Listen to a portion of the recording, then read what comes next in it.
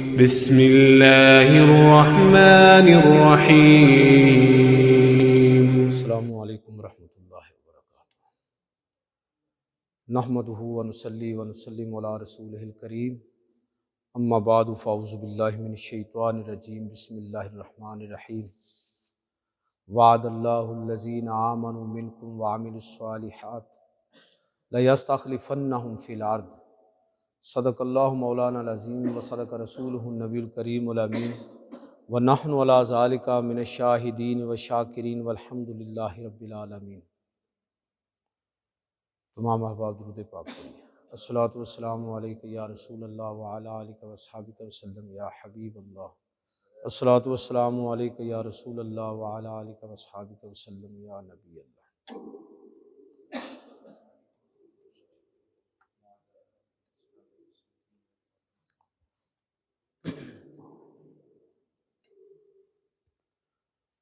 واجب الاحترام سامعین و حاضرین، حسب وعدہ گزشتہ جمعہ میں نے عرض کیا تھا کہ حضرت ابوبکر صدیق رضی اللہ تعالیٰ عنہ کی شان اور عظمت بیان کرنے کے بعد انشاءاللہ ان کی خدمات کا بھی تذکرہ کریں گے۔ تو ان کی خدمات کا دائرہ تو بہت پھیلا ہوا ہے، اور اب اس موضوع پر کم از کم یہ آج کی ہی گفتگو ہے، تو میں نے یہ مناسب جانا کہ آج کی گفتگو کے لیے ان کی خدمات کا پہلو جو ہے اس سے صرف نظر کرتے ہوئے آپ نے بحیثیت مدینہ کی ریاست کے سربراہ کی حیثیت سے جو خطبہ ارشاد فرمایا، وہ خطبہ آپ کی خدمت میں پیش کروں۔ یہ بالکل مختصر سا خطبہ ہے، چند الفاظ یا چند جملوں کا یہ مجموعہ ہے، لیکن اس سے آپ کو اندازہ ہوگا کہ مدینہ کی ریاست کے سربراہ اپنے منصب کے حوالے سے کیا رائے رکھتے ہیں، ان کی حکومتی ترجیحات کیا ہیں، سوسائٹی اور معاشرتی سطح پر استحکام کے لیے کن چیزوں کو وہ اولیت دیتے ہیں، اور کن چیزوں کے بارے میں وہ سمجھتے ہیں کہ اگر ان کو نظر انداز کیا گیا تو سماجی ریاستی ڈھانچہ متاثر ہوگا۔ یہ بالکل مختصر سا خطبہ ہے، لیکن صحیح بات یہ ہے کہ معانی کا ایک سمندر ہے اس کے اندر۔ ہمارے سیرت نگاروں نے اس کو نقل کیا، سیرت ابن ہشام کے حوالے سے میں آپ کی خدمت میں یہ خطبہ پیش کروں گا، اور اس کا مختصر سا مفہوم اور اسی پر تھوڑی سی بات، اس لیے کہ یہ خطبہ صرف حکمرانوں کے سننے والا نہیں ہے، ان کے لیے بھی ہے، یہ عام لوگوں کے لیے اس میں بڑی تربیت کی باتیں ہیں۔ اور اس خطبے کے اندر یہ بھی ہمیں سمجھ آتا ہے کہ سماجی سطح پر حکومت کی ریاست کی ترجیحات کیا ہونی چاہیے، اور عام لوگوں کو کن چیزوں کو ترجیح میں پہلے نمبر پر رکھنا چاہیے۔ تو رسول اللہ صلی اللہ علیہ وسلم کے وصال کے بعد جب آپ کی بیعت ہونے جا رہی تھی سقیفہ بنی سعدہ کے اندر، تو اس وقت آپ نے یہ خطبہ ارشاد فرمایا۔ خطبے کے جو الفاظ ہیں وہ آپ ملاحظہ فرمائیں کہ اللہ تعالیٰ کی حمد و ثنا کے بعد، رسول اللہ صلی اللہ علیہ وسلم پر درود و سلام پیش کرنے کے بعد، جناب ابوبکر صدیق رضی اللہ تعالیٰ عنہ نے لوگوں کو مخاطب کرتے ہوئے فرمایا کہ اما بعد ایھا الناس فإنی قد ولیت علیکم، اے لوگو مجھے تمہارا حکمران بنایا گیا ہے۔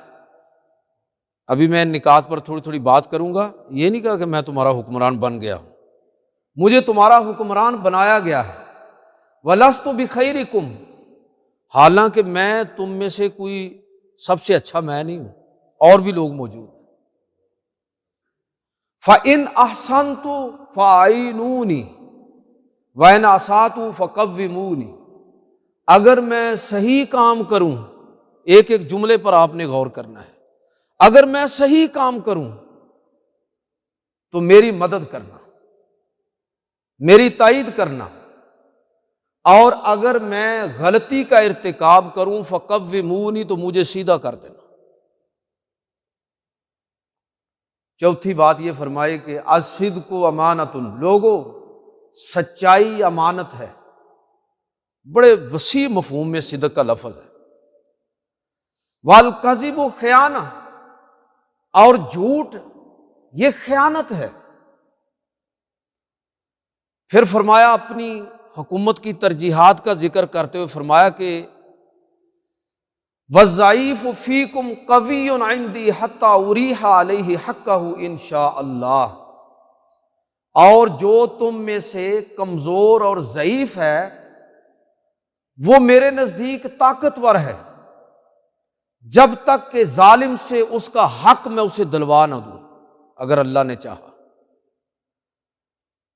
والقوی فیکم ضعیف عندی حتی آخذ الحق منہ انشاء اللہ، اور جو تم میں سے لوگ اپنے آپ کو طاقتور سمجھتے ہیں وہ میری نظروں میں کمزور ہیں، جب تک کہ مظلوم کا حق لے کر میں ان سے واپس نہ لوٹا دوں، اگر اللہ نے چاہا۔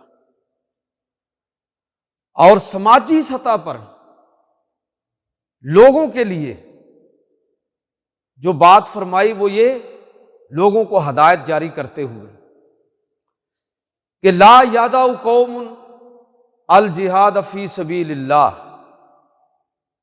الا ضربہم اللہ بالذل، کہ جب کوئی قوم جہاد فی سبیل اللہ کو ترک کر دے گی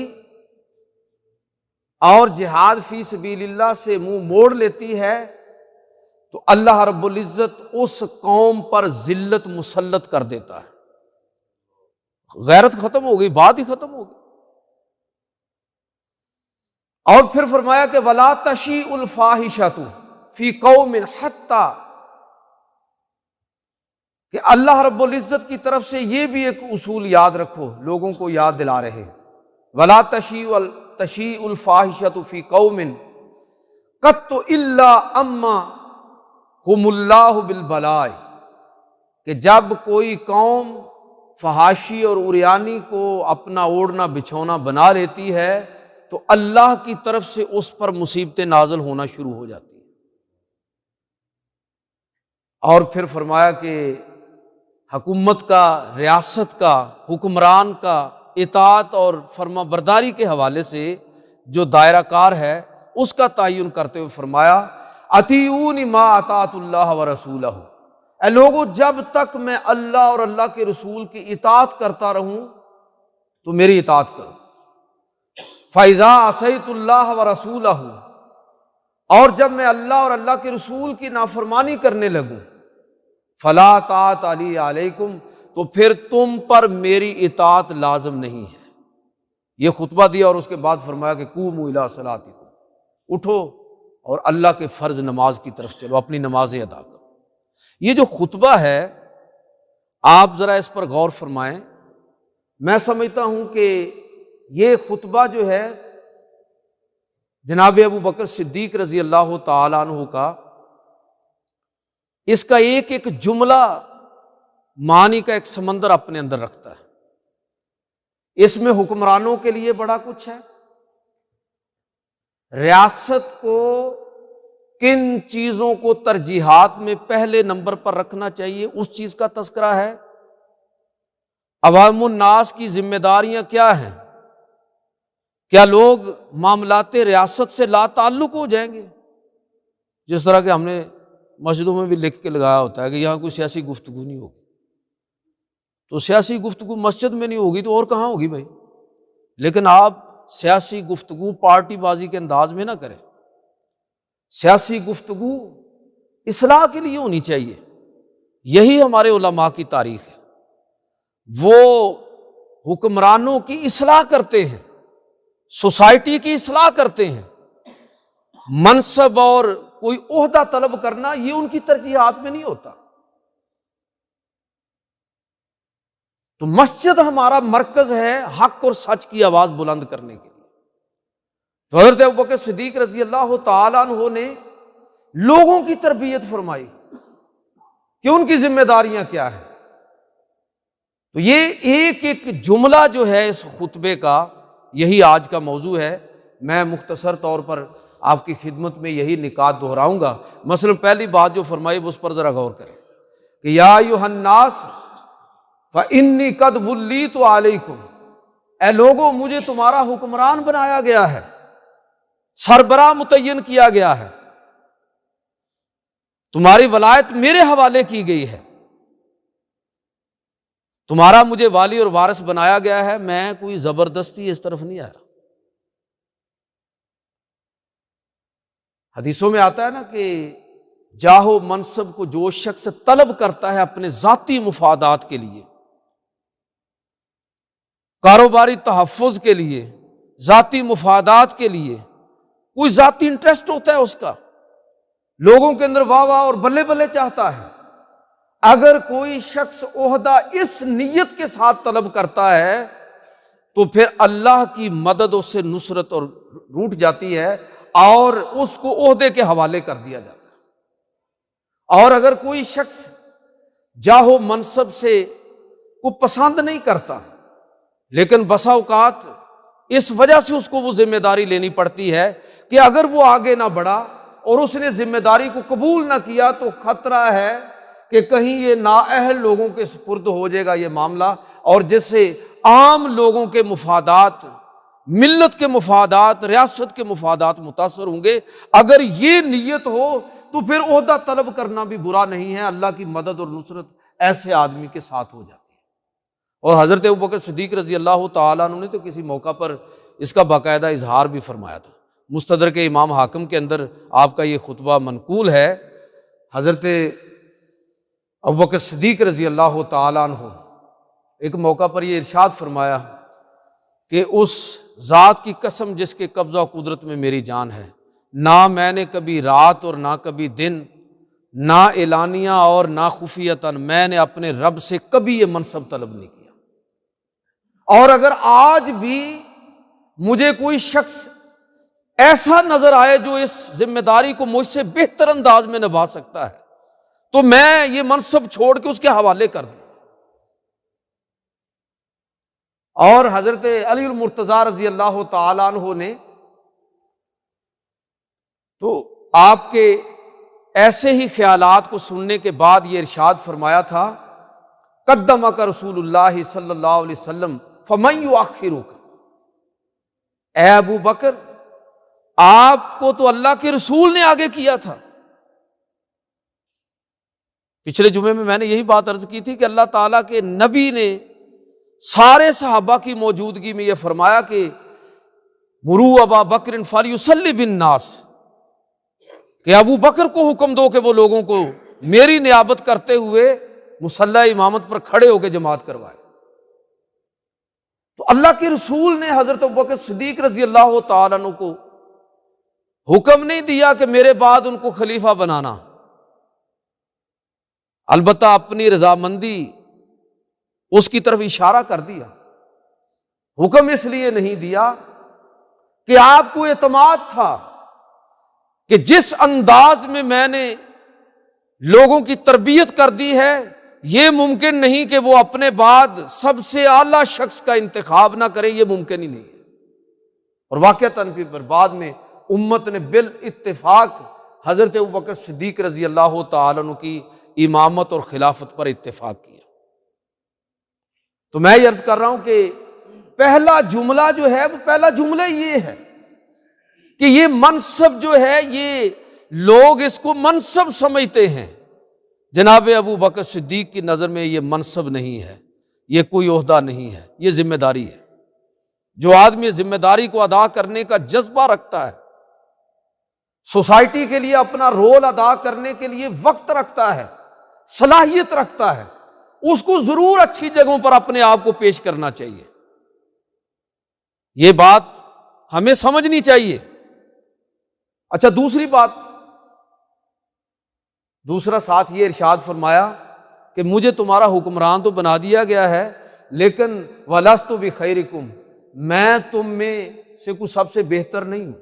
یہی جو انکساری ہوتی ہے، یہی اپنے جھنڈے خود لگانا جس طرح کے حکمرانوں کا وتیرہ ہوتا ہے کہ عوام کے پیسے کی سڑکیں اور پل بن رہے ہیں، منصوبوں کے افتتاح ہو رہے ہیں اور ذاتی پروموشن پر کروڑوں روپے خرچ کیے جا رہے ہیں۔ کاش یہ حکومت قانون سازی کرے کہ جو سرکاری خزانے سے جتنے بھی منصوبے ہوں گے اس کی ایڈورٹیزمنٹ پر کچھ نہیں لگے گا، کروڑوں روپے خرچ کر دیتے ہیں۔ بھئی لوگوں کے ٹیکسز سے آپ نے یہ سارا کام کیا، اپنے پلے سے کریں تو اپنے بزرگوں کی طرف اس کو منسوب بھی کر لیں، اور آپ پھر اس کے لیے جو کر سکتے ہیں کر لیجئے۔ تو یہ تربیت دی حضرت ابوبکر صدیق رضی اللہ تعالیٰ عنہ نے، بتایا کہ حکمران کو اس حوالے سے اس کا رویہ کیا ہونا چاہیے کہ مجھے تمہارا حکمران تو بنا دیا گیا ہے لیکن میں تم میں سے بہتر نہیں ہوں۔ کسر نفسی سے کام لینا چاہیے۔ ساری دنیا کو چور اور ڈاکو کہنے سے آپ پوتر نہیں ہو جائیں گے جب تک کہ آپ اپنی صلاحیت اور اہلیت کا مظاہرہ نہیں کریں گے۔ یہ سبق سیکھنا چاہیے حکمرانوں کو جناب ابوبکر صدیق رضی اللہ تعالیٰ عنہ کے اس جملے سے۔ اور پھر یہ بات تو اور بھی زیادہ ضروری ہے کہ لست بخیرکم، کہ میں تم میں سے بہتر نہیں ہوں۔ گویا کہ یہ بتا رہے ہیں کہ کوئی بندہ اپنی نیکیوں کے چرچے خود ہی کرنا شروع کر دے، اپنی خدمات خود ہی گنوانا شروع کر دے، تو وہ شخص ایک کمزور کردار کا مالک ہے۔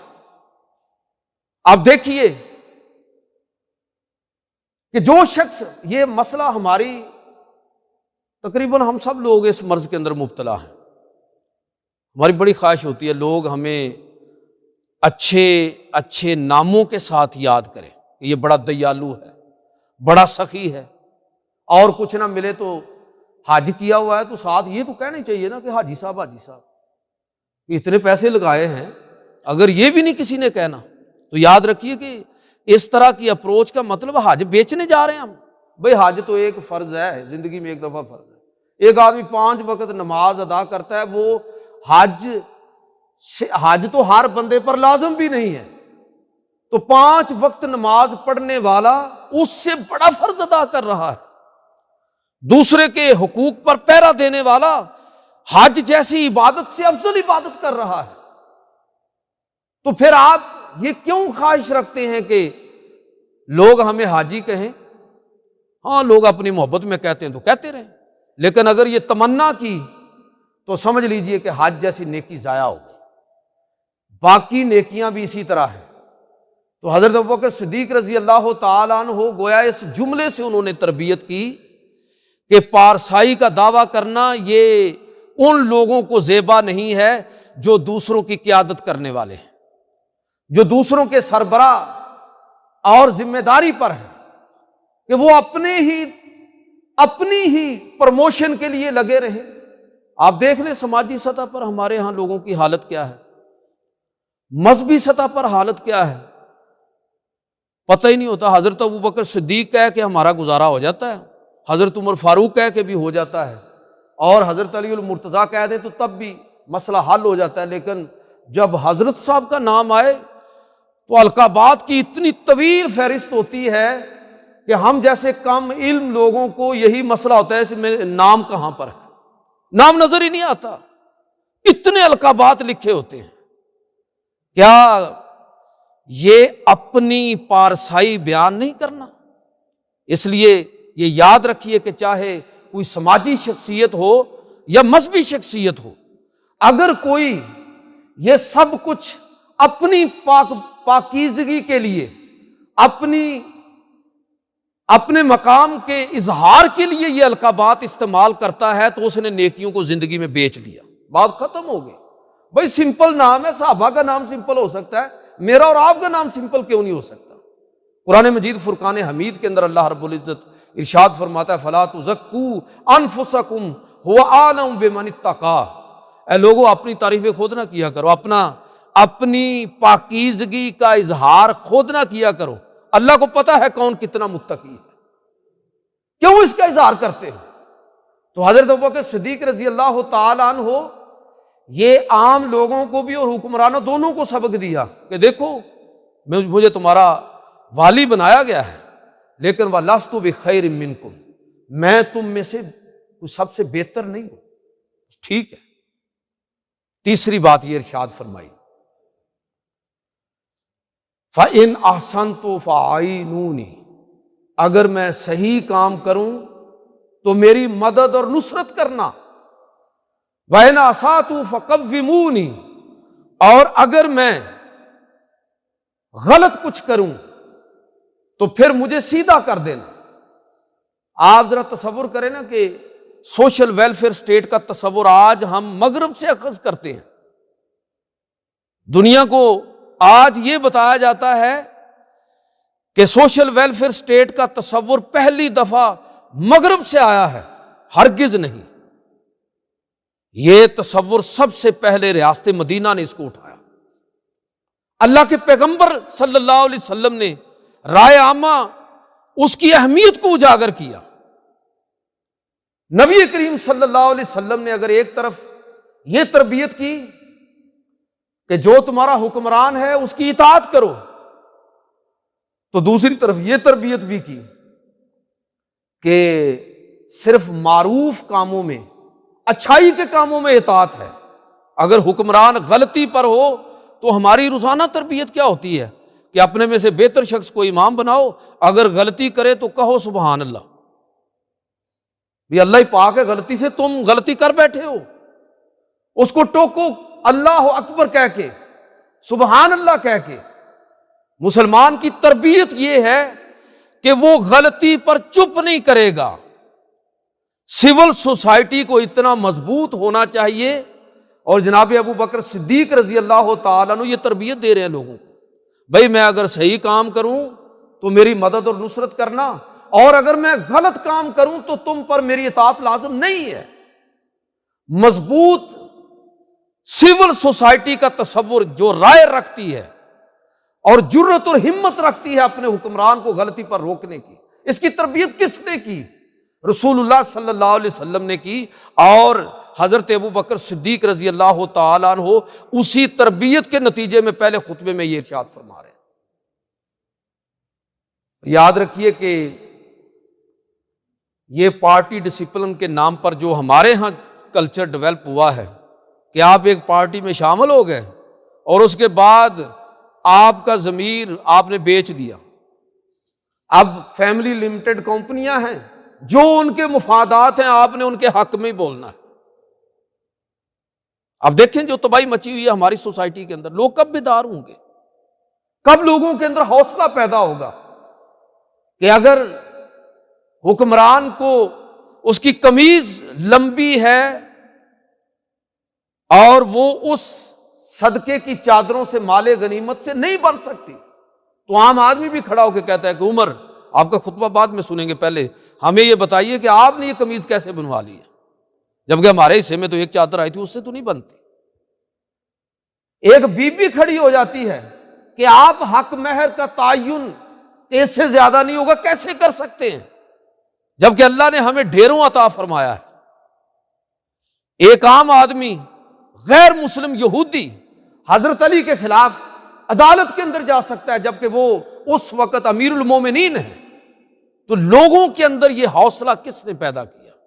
یہ ریاست مدینہ کی تربیت ہے کہ عام لوگ ووٹ دینے کے بعد، رائے دینے کے بعد، انتخاب کرنے کے بعد لا تعلق نہ ہو جائیں۔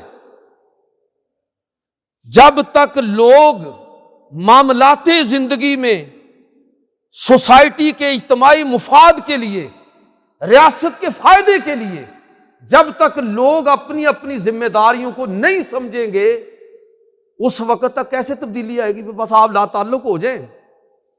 مسجدوں میں بھی لکھ کے لگا دیا ہے کہ یہاں پر سیاسی گفتگو نہیں ہوگی، بھی کہاں ہوگی اور کہاں، کس جگہ پر کریں گے سیاسی گفتگو؟ یہ گفتگو اصلاح کے لیے ہونی چاہیے۔ یہی ہمارے علماء کا طرز امتیاز ہے۔ جاہو منصب کو طلب کرنا، عہدوں کے پیچھے بھاگنا، علماء کی منزل لوگوں کی اصلاح ہے، سوسائٹی کی تربیت ہے، اسلام ان کی ترجیحات میں ہے، اسلام آباد نہیں ہے۔ یہ اور لوگ کام کرتے رہیں، کوئی مسئلہ نہیں ہے۔ اور اگر کوئی شخص اس طرف بھی جانا چاہتا ہے تو وہ اپنا دائرہ کار متعین کرے، لیکن علماء کا کام کیا ہے؟ وہ یہ ہے کہ وہ حق کے ساتھ کھڑے ہوں۔ آپ دیکھ لیجئے کہ 4 ائمہ میں سے جس پر آج پورے عالم اسلام جن پر متفق ہے، امام ابو حنیفہ، امام مالک، امام احمد بن حنبل، امام شافعی، 4 میں سے 3 امام وہ ہیں جو باقاعدہ حکمرانوں کی اصلاح کرتے ہوئے اذیتیں برداشت کی، اور بعض کے تو جنازے بھی جیل سے نکلے۔ یہ علماء کا کام ہے۔ منصب کے پیچھے بھاگنا، اقتدار کی بھوک میں دوسروں سے آگے نکل جانا، یہ علماء کا کام نہیں ہے۔ ان کا کام لوگوں کی اصلاح ہے۔ جنہوں نے یہ کام کرنا ہے اس کو الگ ایجنڈے میں رکھیں۔ دین کو اپنے ذاتی مفادات کے تحفظ کے لیے استعمال کرنا، یہ دین کی بے توقیری کا باعث بن رہا ہے۔ تو حضرت ابوبکر صدیق رضی اللہ تعالیٰ عنہ گویا کہ لوگوں کی یہ تربیت فرما رہے ہیں، اور نبی کریم صلی اللہ علیہ وسلم نے تو واضح طور پر یہ فرمایا۔ یہ ابن ماجہ کے اندر حدیث ہے کہ نبی صلی اللہ علیہ وسلم نے فرمایا کہ من شر الناس منزلۃ عند اللہ یوم القیامۃ، کہ اللہ کے نزدیک قیامت کے دن بدترین لوگ جو پیش ہوں گے ان میں سے ایک عبد اذهب آخرتہ بدنیا غیرہ، ایک وہ شخص ہے جو اپنی آخرت دوسرے کی دنیا کے تحفظ میں برباد کر دیتا ہے۔ اپنی آخرت برباد کر لی اور اپنے بڑے کی، لیڈر کی، حکمران کی تائید میں کھڑا ہو گیا اس کی دنیا سنوارنے کے لیے۔ بدترین شخص وہ ہوگا قیامت کے دن، جو لوگ اٹھیں گے قیامت کے دن بدترین، تو حضور نے فرمایا کہ ان میں سے ایک یہ شخص بھی ہوگا۔ ہماری تربیت کیا کی اللہ کے نبی نے؟ یہ جامع ترمذی کی حدیث ہے، نبی کریم صلی اللہ علیہ وسلم فرمایا کہ لوگوں، اس ذات کی قسم جس کے قبضہ و قدرت میں میری جان ہے، تم ضرور حق بات کرو گے، تمہیں حق بات کرنا پڑے گی، غلط بات کی نفی کرنا ہوگی۔ اگر ایسا نہیں کرو گے تو اللہ رب العزت اس کے نتیجے میں تم پر عذاب نازل کرے گا۔ اور فرمایا کہ ثم تدعونہ فلا یستجاب لکم، پھر تم اللہ سے دعائیں مانگو گے لیکن اللہ تمہاری دعا کو قبول نہیں کرے گا۔ تو میرے بھائیوں، یہ بات کہ سول سوسائٹی مضبوط ہونی چاہیے، رائے عامہ اتنی بیدار ہونی چاہیے، یہ تربیت اسلام نے کی ہے۔ اب دیکھیں نا، مغرب میں، یورپ میں حکمران کو غلطی کرے، ذرا جو پبلک کے جو نمائندے ہیں ذرا غلطی کر کے دیکھیں، وہ عام آدمی وہ غلطی کرے تو کوئی نہیں ہے، لیکن اگر ان کا کوئی وزیر، مشیر، حکمران، کوئی سرکاری افسر اگر کوئی اس طرح کی حماقت کرے تو ایسے سوسائٹی بیدار ہوتی ہے کہ اس کو جان کے لالے پڑ جاتے ہیں، مواخذہ ہوتا ہے۔ یہ مواخذہ، یہ تربیت، یہ اویئرنیس سب سے پہلے مدینہ کی ریاست کے اندر لوگوں کو دی گئی۔ لوگوں کی آوازیں دبائی نہیں گئیں، ان کی حوصلہ افزائی کی گئی ہے۔ یہی اگر میں موضوع شروع کر لوں تو آپ کو 20 مثالیں دے سکتا ہوں کہ کس طرح صحابہ کرام اس معاملے میں کوئی کمپرومائز نہیں کرتے کہ جہاں حق ہے اس کے لیے کھڑے ہو گئے۔ یہی بات سمجھائی ہے جناب ابو بکر صدیق رضی اللہ تعالی۔ اور پھر اگلی بات سنیں، فرمایا کہ الصدق امانۃ والکذب خیانہ، سچائی سوسائٹی کیسے بچتی ہے؟ سچائی کے ساتھ۔ اور برباد کیسے ہوتی ہے؟ خیانت کے ساتھ۔ یہ ایک جملہ بہت بڑا ہے کہ جس معاشرے میں ابھی کسی جگہ وہ ایک دیکھ رہا تھا، برنارڈ شاہ بہت بڑا مغربی اسکالر جو ہے، اس کی سٹیٹمنٹ تھی کہ جب میں قرآن کو پڑھتا ہوں تو حیران ہوتا ہوں کہ کیسی انقلاب آفرین کتاب ہے، لیکن جب میں مسلمانوں کو دیکھتا ہوں تو میں کہتا ہوں کیسی بدبخت قوم ہے یہ، جس قرآن نے چند سالوں میں عرب نے دنیا کی تقدیر بدل دی۔ آج وہی قرآن ہم پڑھتے ہیں لیکن گالیاں امریکہ کو دیتے ہیں، یورپ کو دیتے ہیں، کیا وہ ہمیں روزانہ فون کر کے اس بات پر پکا کرتے ہیں کہ بھائی بددیانتی ضرور کرنی ہے، ملاوٹ ضرور کرنی ہے، بجلی چوری کرنی ہے، گیس کنیکشن اس میں ضرور گڑبڑ کرنی ہے؟ کیا یہ بددیانتی کا سبق وہ ہم کو سکھاتے ہیں، زبردستی کرتے ہیں، یا ہم خود کرتے ہیں؟ جس معاشرے کے اندر سچائی ختم ہو جائے، میں کہتا ہوں کہ اگر معاشرے میں سچائی ختم ہو جائے تو معاشرہ تو ختم ہو گیا، فرد میں ختم ہو جائے تو بندے کا اخلاقی وجود مٹ گیا۔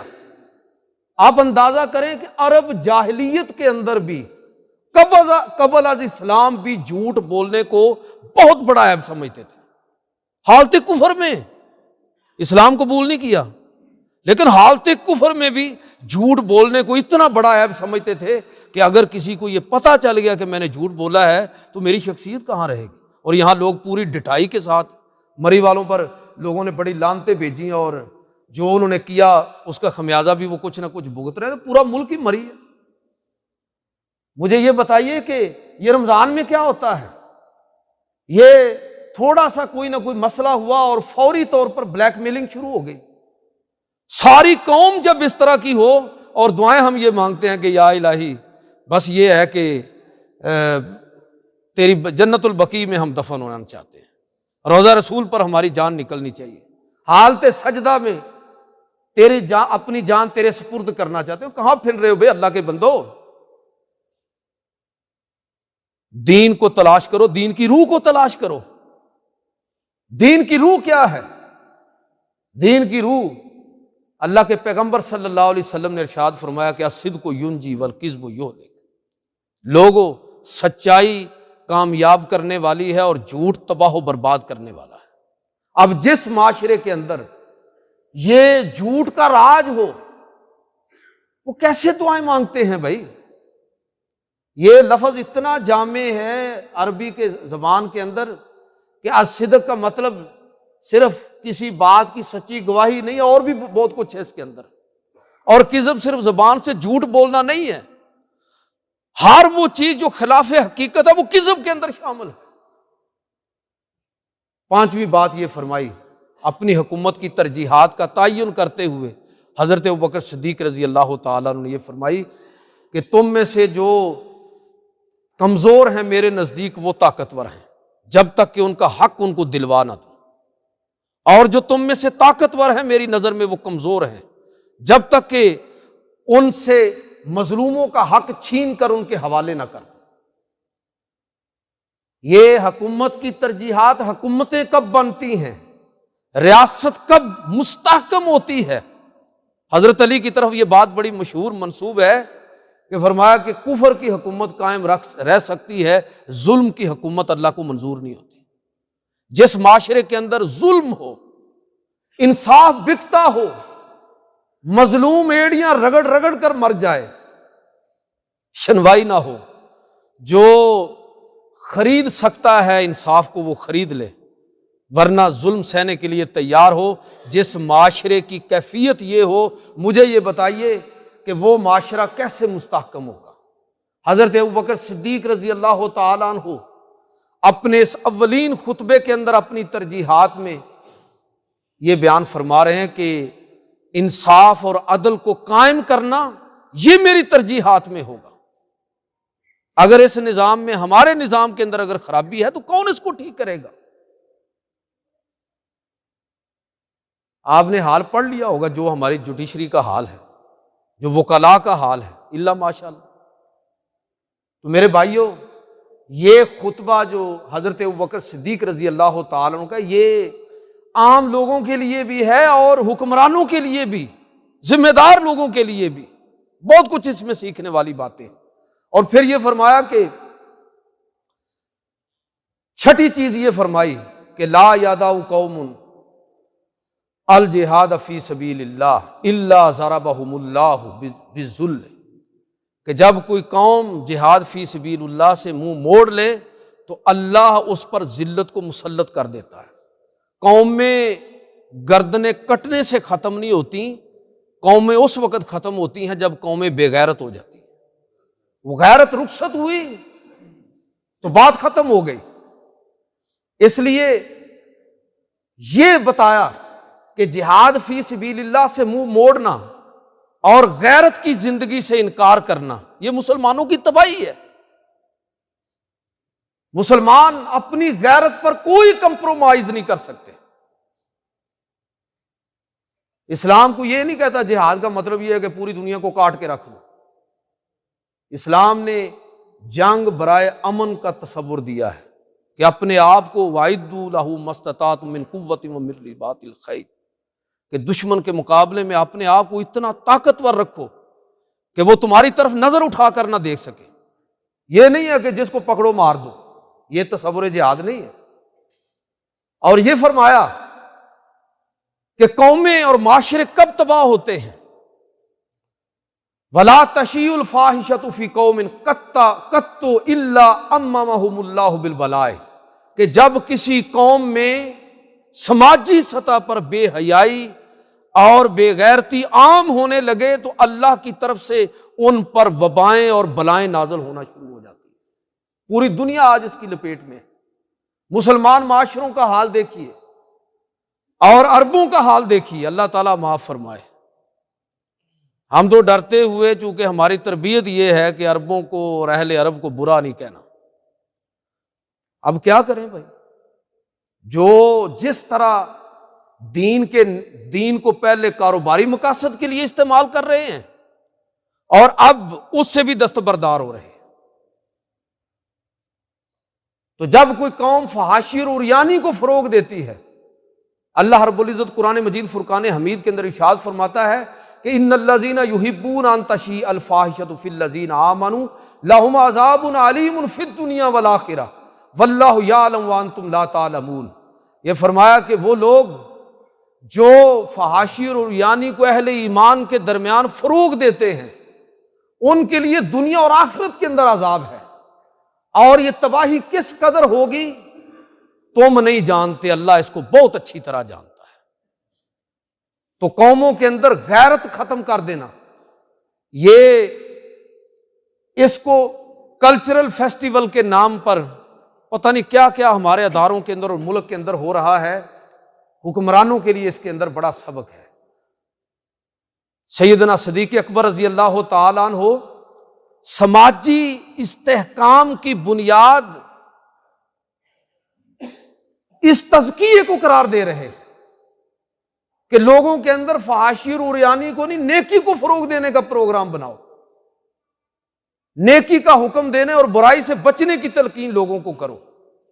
تو میں یہ عرض کر رہا ہوں کہ یہ ایسی چیز ہے کہ اگر بدقسمتی سے قوم کے اندر یہ گناہ کا شعور ہی ختم ہو جائے تو پھر اصلاح کی گنجائش کہاں رہے گی؟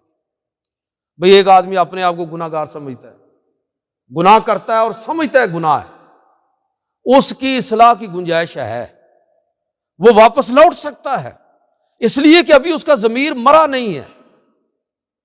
لیکن اگر گناہوں کو، جھوٹ کو، فریب کاری کو، دھوکے کو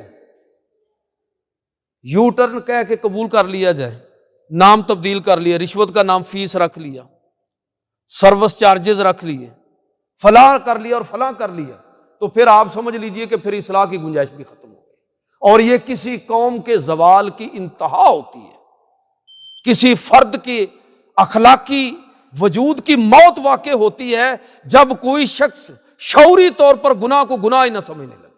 اسی لیے نبی کریم صلی اللہ علیہ وسلم نے یہ ارشاد فرمایا تھا کہ پہلے انبیاء کی جو باتیں محفوظ شکل میں لوگوں تک پہنچی ہیں ان میں سے ایک بات یہ ہے کہ اذا لم تستحی فاصنع ما شئت، کہ جب بندہ بے حیا ہو جائے،